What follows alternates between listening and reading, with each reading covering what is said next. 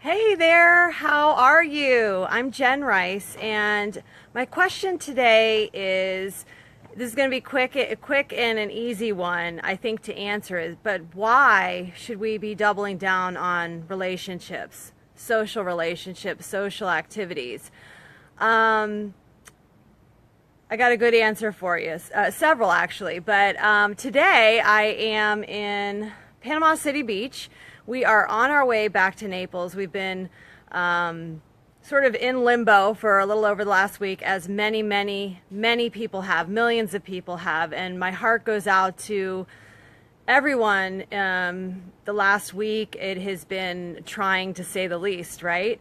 So, since I've been doing a lot of research on burnout and basically the physical, mental effects that happen alongside any kind of ongoing stressful situation, certainly my research has been largely around the medical field.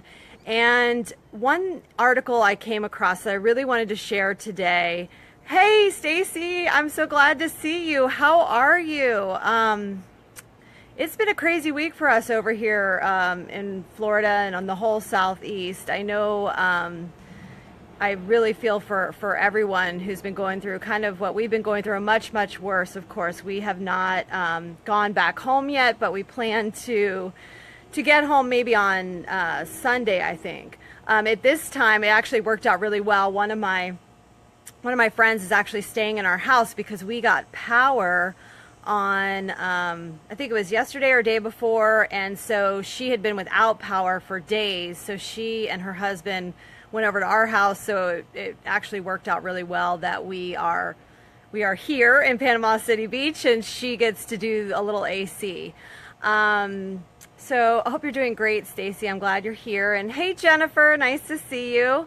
So guys, I wanted to talk a little bit about doubling down on relationships, and the reason for this is when we're totally stressed out or we're living in a constant state of stress, it is really best for us to engage in more social activity. But I will be completely honest with you, when I was kind of cresting my stress level, this was about probably even 5 years ago or so, I was starting to feel that increased stress. And actually my circle of friends was really tiny. I didn't have anyone really that I could call upon other than maybe Dennis, of course my mom. But I had made my circle really small, and I was isolating myself. So basically I was going to work, doing my thing there, coming home exhausted, staying home, not really interacting a lot. I wasn't on social media.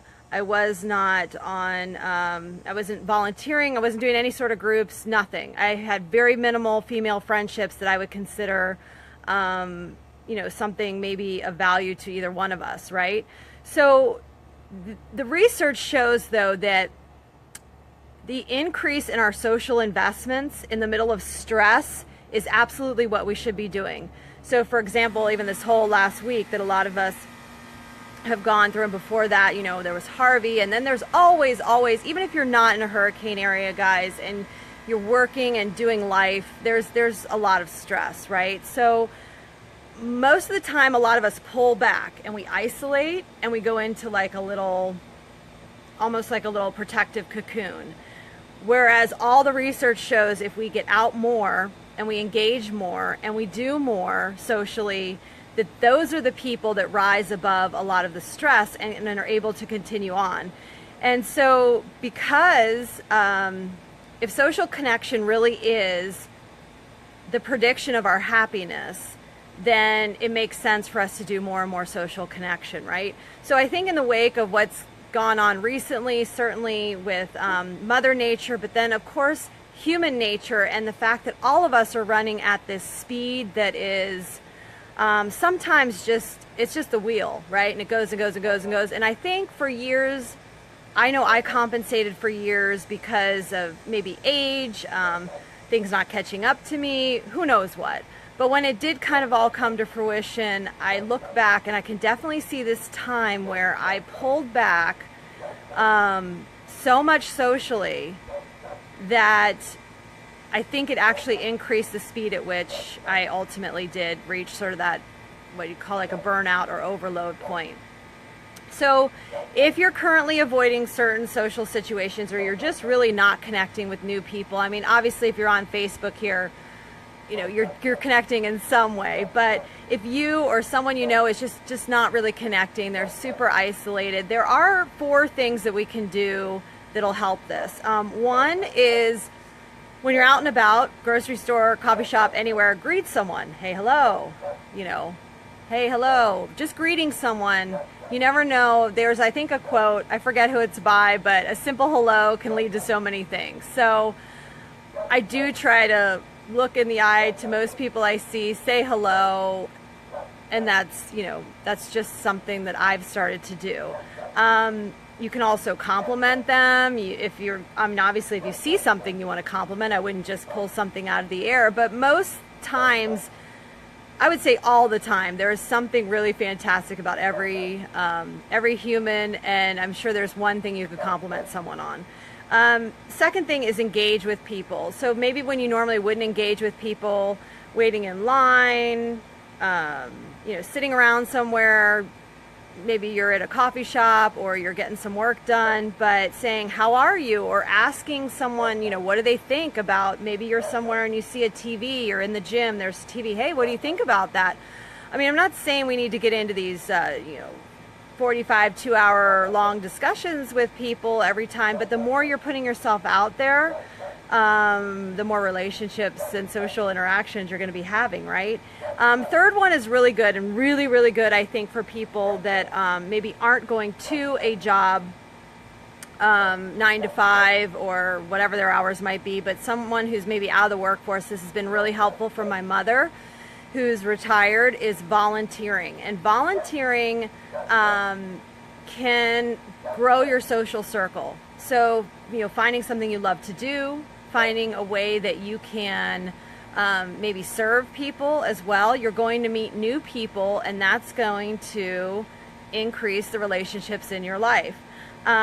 Fourth and last thing is asking someone for advice. You know, people like to be helpful and help you. So if you truly, you know, are struggling a bit with one thing or another, or you'd like to get some opinions from people, I would start asking, interact. This platform here of social media, whether it's Facebook, Instagram, LinkedIn, you name it, this is a platform that, you know, you can begin to ask questions and seek interaction with people.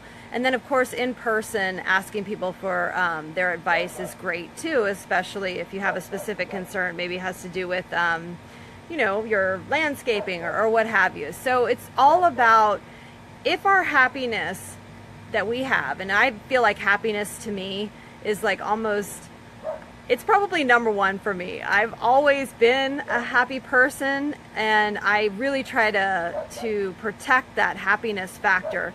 But for many years, I began to isolate, kind of shrink my social circle. And that, I think, contributed a lot to not only increased stress, but ultimate, you know, burnout factor. So if you guys enjoyed this video, maybe share it with someone who you think could benefit from it. I think that, you know, we've definitely been tested these last couple months with Mother Nature, and then we are all being kind of tested in our own ways every day with just life stuff, right? So if you guys have any questions, comments, if something in particular that you do that increases your social connection, hey Richard, how are you? Hope things are good in your neck of the woods.